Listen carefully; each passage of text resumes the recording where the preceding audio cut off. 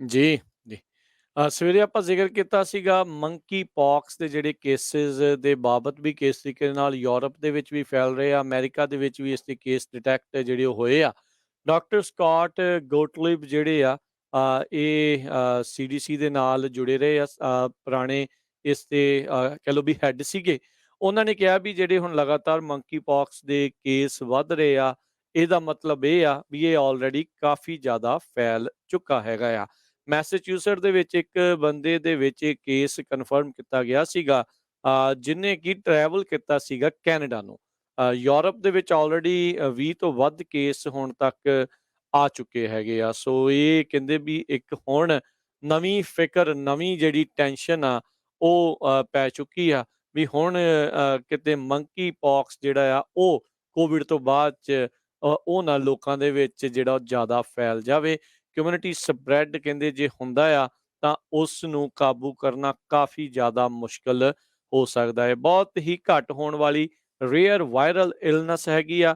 Flu like he ਇਹਦੇ ਜਿਹੜੇ symptom ਹੁੰਦੇ ਆ, ਤੁਹਾਡੇ ਲਿੰਫ ਨੋਡਸ ਜਿਹੜੇ ਆ ਉਹ ਸੁੱਜ ਜਾਂਦੇ ਆ, ਰੈਸ਼, ਤੁਹਾਡੀ ਸਾਰੀ ਬਾਡੀ ਦੇ ਉੱਤੇ ਖੁਰਕ, ਧੱਫੜ, ਇਦਾਂ ਦੀਆਂ ਚੀਜ਼ਾਂ ਜਿਹੜੀਆਂ ਆ ਉਹ ਆ ਜਾਂਦੀਆਂ ਆ। ਸੋ ਲੌਂਗ ਇਨਕਿਊਬੇਸ਼ਨ ਪੀਰੀਅਡ ਆ, ਜੇ ਕੋਈ ਬੰਦਾ ਇਨਫੈਕਟ ਹੁੰਦਾ ਆ 21 ਦਿਨਾਂ ਬਾਅਦ ਜਾ ਕੇ ਉਹ ਪਤਾ ਲੱਗਦਾ ਆ ਮੰਕੀ ਪੌਕਸ ਵਾਇਰਸ ਤੋਂ ਜੇ ਕੋਈ ਪੀੜਤ ਹੋਵੇ। ਮਿਸਡਾਇਗਨੋਸਡ ਜਾਂ ਅਨਡਾਇਗਨੋਸਡ ਵੀ ਕਈ ਵਾਰੀ ਉਹ ਰਹਿ ਜਾਂਦੇ ਆ, ਕਿਉਂਕਿ ਫਲੂ ਸੀਜ਼ਨ ਵੀ ਆ, ਕੋਵਿਡ ਦਾ ਰੌਲਾ ਵੀ ਆ, ਉਸ ਦੇ ਨਾਲ ਮਿਲਦੇ ਜੁਲਦੇ ਜਿਹੜੇ ਸਿੰਪਟਮਸ ਉਹ ਹੋ ਸਕਦੇ ਆ। ਜੇ ਤੁਹਾਨੂੰ ਕੋਈ ਵੀ ਇਦਾਂ ਦਾ ਸਿੰਪਟਮ ਲੱਗ ਰਿਹਾ ਤੇ ਭਾਈ ਤੁਸੀਂ ਜ਼ਰੂਰ ਜਿਹੜਾ ਹਰਜੋਤ ਸਿੰਘ ਜੀ, ਸਾਰਿਆਂ ਨੂੰ ਅਸੀਂ ਇਹ ਬੇਨਤੀ ਕਰਦੇ ਹਾਂ ਵੀ ਆਪਣੇ ਡਾਕਟਰ ਨੂੰ ਜ਼ਰੂਰ ਚੈੱਕ ਕਰਵਾਓ ਜੀ। ਜੀ, ਜੀ। ਸਵੇਰੇ ਆਪਾਂ ਜ਼ਿਕਰ ਕੀਤਾ ਸੀਗਾ ਮੰਕੀ ਪੌਕਸ ਦੇ ਜਿਹੜੇ ਕੇਸਿਸ ਦੇ ਬਾਬਤ ਵੀ ਕਿਸ ਤਰੀਕੇ ਨਾਲ ਯੂਰਪ ਦੇ ਵਿੱਚ ਵੀ ਫੈਲ ਰਹੇ ਆ, ਅਮਰੀਕਾ ਦੇ ਵਿੱਚ ਵੀ ਇਸ ਦੇ ਕੇਸ ਡਿਟੈਕਟ ਜਿਹੜੇ ਉਹ ਹੋਏ ਆ। ਡਾਕਟਰ ਸਕਾਟ ਗੋਟਲਿਬ ਜਿਹੜੇ ਆ ਇਹ ਸੀਡੀਸੀ ਦੇ ਨਾਲ ਜੁੜੇ ਰਹੇ ਆ ਪੁਰਾਣੇ ਇਸ ਦੇ ਕਹਿ ਲਓ ਵੀ ਹੈਡ ਸੀਗੇ। ਉਹਨਾਂ ਨੇ ਕਿਹਾ ਵੀ ਜਿਹੜੇ ਹੁਣ ਲਗਾਤਾਰ ਮੰਕੀ ਪੌਕਸ ਦੇ ਕੇਸ ਵੱਧ ਰਹੇ ਆ, ਇਹਦਾ ਮਤਲਬ ਇਹ ਆ ਵੀ ਇਹ ਆਲਰੇਡੀ ਕਾਫੀ ਜ਼ਿਆਦਾ ਫੈਲ ਚੁੱਕਾ ਹੈਗਾ ਆ। ਮੈਸੇਚਿਊਸਟ ਦੇ ਵਿੱਚ ਇੱਕ ਬੰਦੇ ਦੇ ਵਿੱਚ ਇਹ ਕੇਸ ਕਨਫਰਮ ਕੀਤਾ ਗਿਆ ਸੀਗਾ ਜਿਹਨੇ ਕਿ ਟਰੈਵਲ ਕੀਤਾ ਸੀਗਾ ਕੈਨੇਡਾ ਨੂੰ। ਯੂਰਪ ਦੇ ਵਿੱਚ ਆਲਰੇਡੀ 20 ਤੋਂ ਵੱਧ ਕੇਸ ਹੁਣ ਤੱਕ ਆ ਚੁੱਕੇ ਹੈਗੇ ਆ। ਸੋ ਇਹ ਕਹਿੰਦੇ ਵੀ ਇੱਕ ਹੁਣ ਨਵੀਂ ਫਿਕਰ, ਨਵੀਂ ਜਿਹੜੀ ਟੈਨਸ਼ਨ ਆ ਉਹ ਪੈ ਚੁੱਕੀ ਆ ਵੀ ਹੁਣ ਕਿਤੇ ਮੰਕੀ ਪੌਕਸ ਜਿਹੜਾ ਆ ਉਹ ਕੋਵਿਡ ਤੋਂ ਬਾਅਦ 'ਚ ਉਹਨਾਂ ਲੋਕਾਂ ਦੇ ਵਿੱਚ ਜਿਹੜਾ ਉਹ ਜ਼ਿਆਦਾ ਫੈਲ ਜਾਵੇ। ਕਮਿਊਨਿਟੀ ਸਪਰੈਡ ਕਹਿੰਦੇ ਜੇ ਹੁੰਦਾ ਆ ਤਾਂ ਉਸ ਨੂੰ ਕਾਬੂ ਕਰਨਾ ਕਾਫੀ ਜ਼ਿਆਦਾ ਮੁਸ਼ਕਲ ਹੋ ਸਕਦਾ ਹੈ। ਬਹੁਤ ਹੀ ਘੱਟ ਹੋਣ ਵਾਲੀ ਰੇਅਰ ਵਾਇਰਲ ਇਲਨੈਸ ਹੈਗੀ ਆ। ਫਲੂ ਲਾਈਕ ਹੀ ਇਹਦੇ ਜਿਹੜੇ ਸਿੰਪਟਮ ਹੁੰਦੇ ਆ, ਤੁਹਾਡੇ ਲਿੰਫ ਨੋਡਸ ਜਿਹੜੇ ਆ ਉਹ ਸੁੱਜ ਜਾਂਦੇ ਆ, ਰੈਸ਼, ਤੁਹਾਡੀ ਸਾਰੀ ਬਾਡੀ ਦੇ ਉੱਤੇ ਖੁਰਕ, ਧੱਫੜ, ਇਦਾਂ ਦੀਆਂ ਚੀਜ਼ਾਂ ਜਿਹੜੀਆਂ ਆ ਉਹ ਆ ਜਾਂਦੀਆਂ ਆ। ਸੋ ਲੌਂਗ ਇਨਕਿਊਬੇਸ਼ਨ ਪੀਰੀਅਡ ਆ, ਜੇ ਕੋਈ ਬੰਦਾ ਇਨਫੈਕਟ ਹੁੰਦਾ ਆ 21 ਦਿਨਾਂ ਬਾਅਦ ਜਾ ਕੇ ਉਹ ਪਤਾ ਲੱਗਦਾ ਆ ਮੰਕੀ ਪੌਕਸ ਵਾਇਰਸ ਤੋਂ ਜੇ ਕੋਈ ਪੀੜਤ ਹੋਵੇ। ਮਿਸਡਾਇਗਨੋਸਡ ਜਾਂ ਅਨਡਾਇਗਨੋਸਡ ਵੀ ਕਈ ਵਾਰੀ ਉਹ ਰਹਿ ਜਾਂਦੇ ਆ, ਕਿਉਂਕਿ ਫਲੂ ਸੀਜ਼ਨ ਵੀ ਆ, ਕੋਵਿਡ ਦਾ ਰੌਲਾ ਵੀ ਆ, ਉਸ ਦੇ ਨਾਲ ਮਿਲਦੇ ਜੁਲਦੇ ਜਿਹੜੇ ਸਿੰਪਟਮਸ ਉਹ ਹੋ ਸਕਦੇ ਆ। ਜੇ ਤੁਹਾਨੂੰ ਕੋਈ ਵੀ ਇਦਾਂ ਦਾ ਸਿੰਪਟਮ ਲੱਗ ਰਿਹਾ ਤੇ ਭਾਈ ਤੁਸੀਂ ਜ਼ਰੂਰ ਜਿਹੜਾ ਹਰਜੋਤ ਸਿੰਘ ਜੀ, ਸਾਰਿਆਂ ਨੂੰ ਅਸੀਂ ਇਹ ਬੇਨਤੀ ਕਰਦੇ ਹਾਂ ਵੀ ਆਪਣੇ ਡਾਕਟਰ ਨੂੰ ਜ਼ਰੂਰ ਚੈੱਕ ਕਰਵਾਓ ਜੀ। ਜੀ, ਜੀ।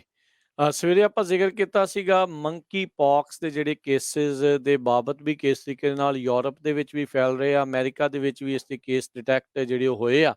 ਡਾਕਟਰ ਸਕਾਟ ਗੋਟਲਿਬ ਜਿਹੜੇ ਆ ਇਹ ਸੀਡੀਸੀ ਦੇ ਨਾਲ ਜੁੜੇ ਰਹੇ ਆ ਪੁਰਾਣੇ ਇਸ ਦੇ ਕਹਿ ਲਓ ਵੀ ਹੈਡ ਸੀਗੇ। ਉਹਨਾਂ ਨੇ ਕਿਹਾ ਵੀ ਜਿਹੜੇ ਹੁਣ ਲਗਾਤਾਰ ਮੰਕੀ ਪੌਕਸ ਦੇ ਕੇਸ ਵੱਧ ਰਹੇ ਆ, ਇਹਦਾ ਮਤਲਬ ਇਹ ਆ ਵੀ ਇਹ ਆਲਰੇਡੀ ਕਾਫੀ ਜ਼ਿਆਦਾ ਫੈਲ ਚੁੱਕਾ ਹੈਗਾ ਆ।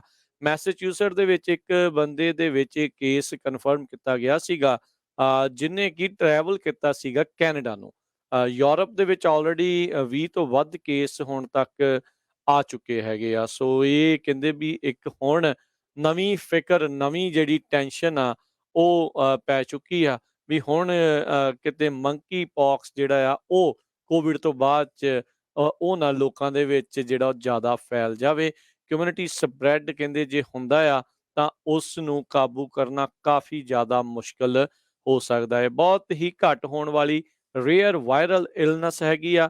ਫਲੂ ਲਾਈਕ ਹੀ ਇਹਦੇ ਜਿਹੜੇ ਸਿੰਪਟਮ ਹੁੰਦੇ ਆ, ਤੁਹਾਡੇ ਲਿੰਫ ਨੋਡਸ ਜਿਹੜੇ ਆ ਉਹ ਸੁੱਜ ਜਾਂਦੇ ਆ, ਰੈਸ਼, ਤੁਹਾਡੀ ਸਾਰੀ ਬਾਡੀ ਦੇ ਉੱਤੇ ਖੁਰਕ, ਧੱਫੜ, ਇਦਾਂ ਦੀਆਂ ਚੀਜ਼ਾਂ ਜਿਹੜੀਆਂ ਆ ਉਹ ਆ ਜਾਂਦੀਆਂ ਆ। ਸੋ ਲੌਂਗ ਇਨਕਿਊਬੇਸ਼ਨ ਪੀਰੀਅਡ ਆ। ਜੇ ਕੋਈ ਬੰਦਾ ਇਨਫੈਕਟ ਹੁੰਦਾ ਆ, 21 ਦਿਨਾਂ ਬਾਅਦ ਜਾ ਕੇ ਉਹ ਪਤਾ ਲੱਗਦਾ ਆ ਮੰਕੀ ਪੌਕਸ ਵਾਇਰਸ ਤੋਂ ਜੇ ਕੋਈ ਪੀੜਤ ਹੋਵੇ।